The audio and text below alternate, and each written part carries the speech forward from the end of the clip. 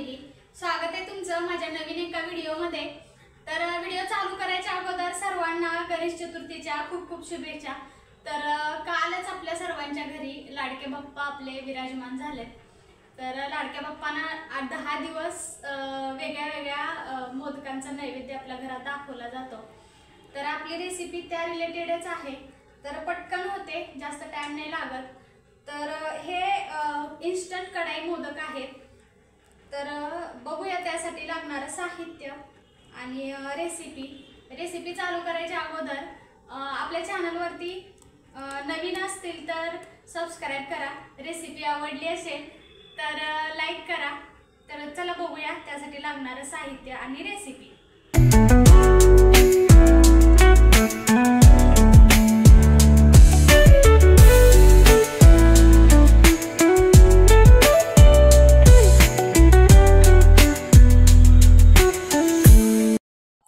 तर एका कढईमध्ये साजूक तूप घालून घ्यायचं 1 चमचा।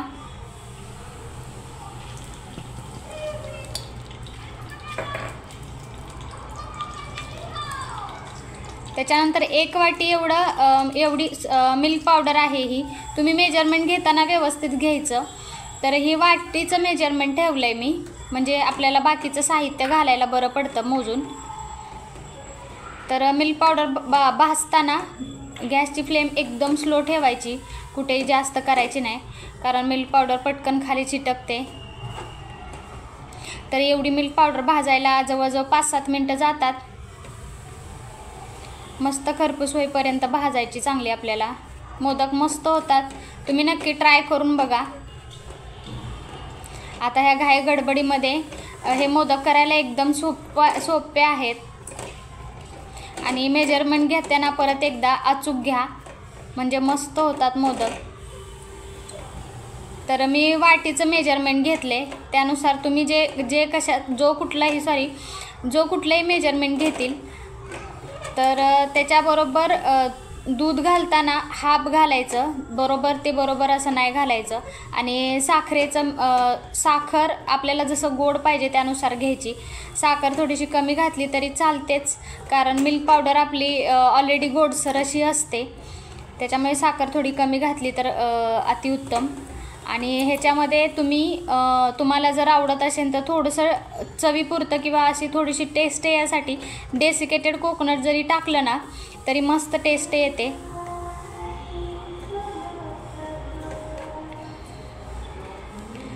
सगळीकडे एकदम असं मंगलमय वातावरण आहे।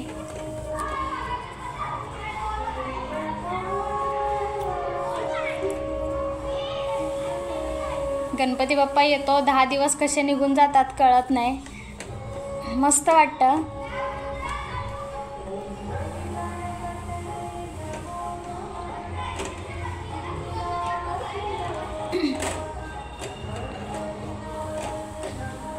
तर ही मिल्क पावडर वाटते थोडंसं आपल्याला चिकटल्यासारखं, म्हणजे पटकन एकसारखं हलवत राहायचं, घाई करायची नाही कुठेही। आणि गॅसची फ्लेम एकदम स्लो ठेवायची, कारण हे आपले कढाई मोदक आहेत,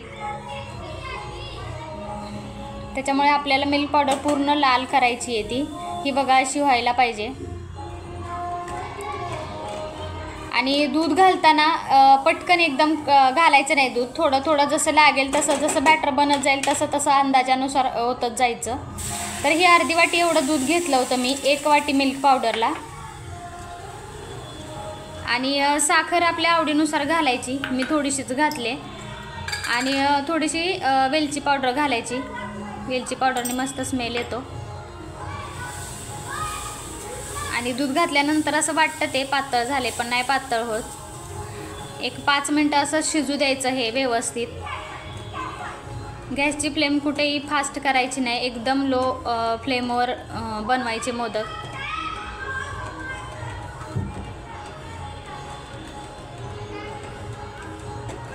आणि एकसारखं हलवत राहायचं। आणि हे बॅटर बनलं ना तर पूर्ण कढईला चिटकत नाही, पूर्ण कढईला सोडतं, ते तूप सुटल्यासारखं होतं पूर्ण।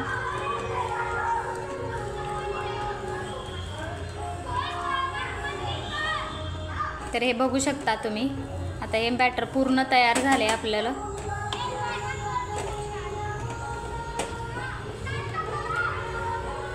फक्त मेजरमेंट घेताना व्यवस्थित मेजरमेंट घ्यायचं. मिल्क पावडर आणि दुधाचं मेजरमेंट व्यवस्थित झालं पाहिजे. मस्त होतात मोदक. नक्की करून बघा तुम्ही. करायला एकदम सोपे आहेत, पटकन होतात आणि खायलाही टेस्टी लागतात.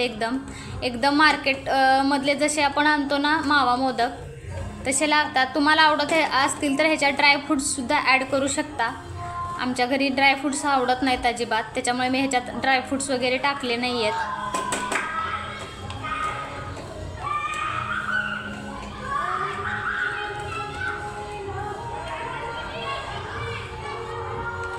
तर एका प्लेटमध्ये मी थंड करायला ठेवून दिलं. तुम्हाला जर पटकन करायचे असतील तर तुम्ही फ्रीजला ठेवू शकता. एक 5 मिनटं एवढं थंड होईपर्यंत ठेवून द्यायचं, तर पटकन थंड होऊन जातं फ्रीजला पण. मी आता हे रूम टेम्परेचरवरच ठेवून दिले.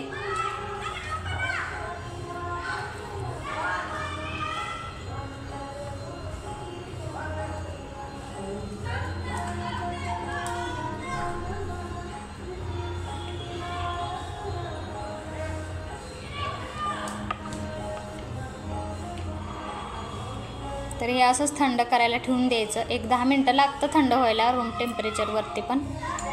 आणि मोदकचा साचा घ्यायचा आणि त्याला थोडंसं तूप लावायचं म्हणजे निघतात पटकन.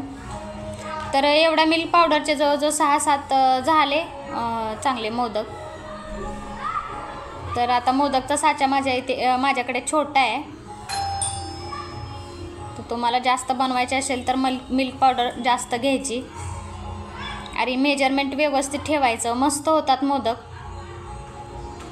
खायलाही टेस्टी, बनवायलाही सोपे. ते बघू शकता तुम्ही. आणि बाकी सगळे असे मी बनवून घेतले मोदक. मग एवढे मोदक व्हायला 20 मिनटं बरोबर लागली मला.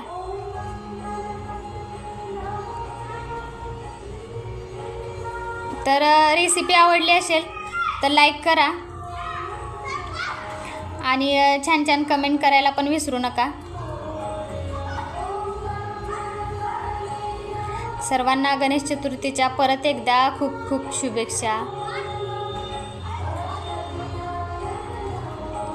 गणपती बाप्पा मोरया, मंगलमूर्ती मोरया.